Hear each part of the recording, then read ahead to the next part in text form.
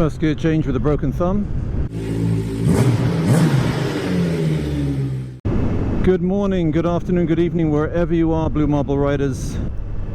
Sad day today, but also a day that is going to be quite remarkable in some ways, and that is, and I don't know how many of you know, but there is an aircraft called a Martin Mars. It was made, I believe, in the 40s, basically made for the Navy. The war ran out of time, and then a lot of them were bought by Canada for firefighting. They are huge.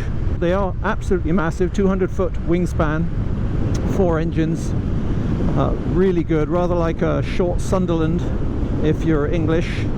But these things are genuinely gargantuan, and they were named after places in the world. There was the Philippine Mars, and the one that is still flying today is the Hawaiian Mars, and that is the last one in the air. There were 6 made, I believe, and this one is taking off for the very last time from a lake called Sproat Lake in Port Alberni in the center of Vancouver Island, and it is going to do a sort of a little tour of the east coast of Vancouver Island and Powell River before it lands for the very last time in Patricia Bay, Pat Bay as it's known, on the south end of the island. And then it's going to be dewatered and put into a museum, perpetuity. It was used extensively for bombing fires with water. It's called a water bomber, and what a plane it is. I've seen it fly several times. A magnificent aircraft, massive. I once had the pleasure, I thought it was a misfortune at first, as to be sailing along in a very small sailboat, 24 feet. I was sailing towards Maple Bay out of Ladysmith Harbour, if anyone on the island knows where that is. I was passing Coffin Point and I saw this gargantuan, absolutely massive aircraft come down in front of me. Must have been miles away. I wasn't sure what it was, thought my eyes were playing tricks on me.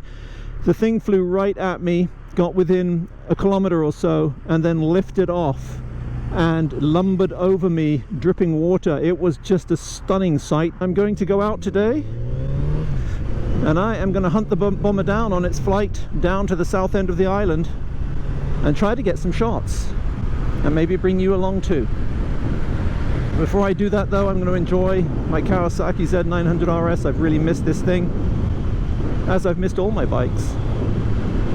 She's running on fairly old gas, so one of the first requirements will be to get to my co-op gas station where they still sell ethanol-free gas. You know, I'm going to ride exactly the same road I had my accident on, because, well, I just am. It's my favorite road. Nothing's changed. Keep my eyes out for any gravel though, I'll tell you that much, and deer. So that's the hill over there that I intend to get myself on to try to see if I can see the Martin Mars flying down the east coast. But before I do that, I've got my flight radar app in my back pocket, all my camera gear in a backpack. I'm going to fill the bike up with some motion lotion, and then may stop for a coffee, some fries, check out.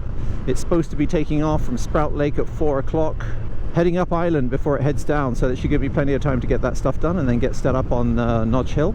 And I have no idea if it's going to be flying anywhere near me, but I've been mapping this out for days. They're not being very open with the exact flight route. I do know that the snowbirds will be meeting the Martin Mars. Okay, I think we can dart out here. Oh, so nice, so nice.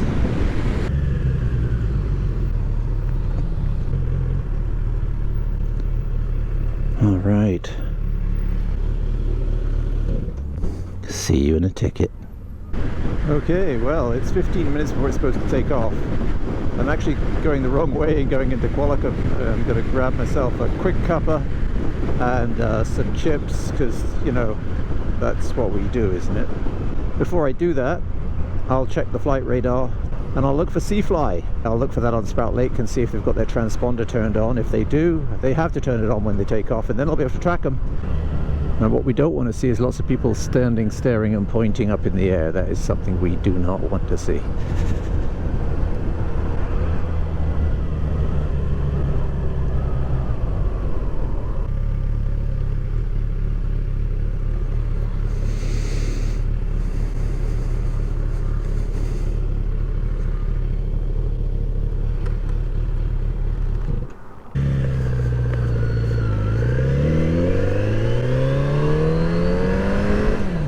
Okay, we're out of here. I ordered my chips and my coffee, chugged the coffee because I've just seen that it's taken off 3:40 instead of 4 o'clock. It's headed up right now to Campbell River.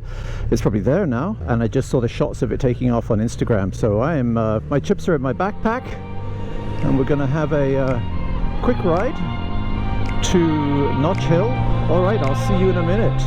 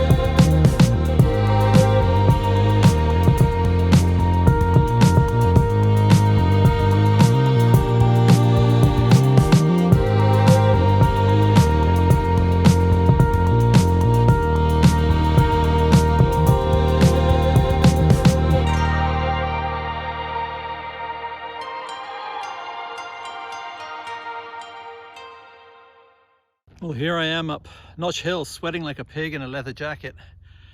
It's a hot one out today, but unfortunately we missed it. It flew by. I just spoke to a couple of people. It went early, and I couldn't find it on Flight Radar 24. They had it listed as a Grumman goose, so I kept on disregarding that. So yeah, the things I do for you guys. It's hot as Hades up here. I'm going to sit down and have those chips though, and hopefully get some vids for you of other people taking it, taking vids of it taking off and landing. And you'll have to do with that. Okay, good to see you.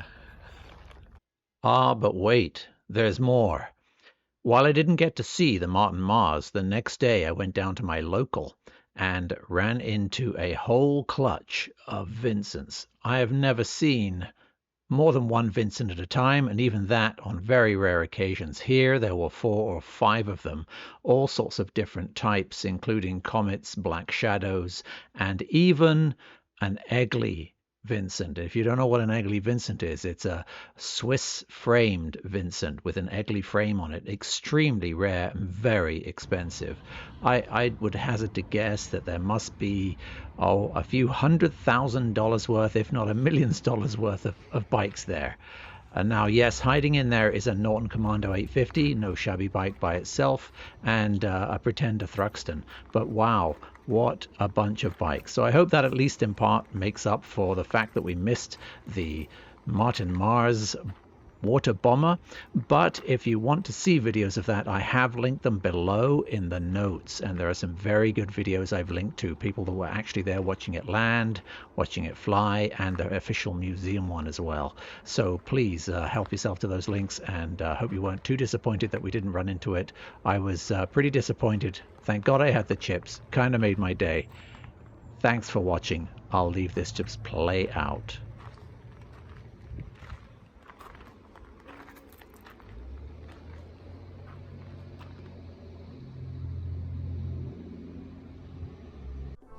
Once again, thanks for watching everyone.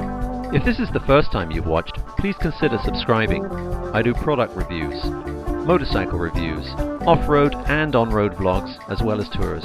Don't forget to follow me on social media, that's Instagram, Facebook and Twitter, and to like, and especially, I'm begging you here folks, subscribe.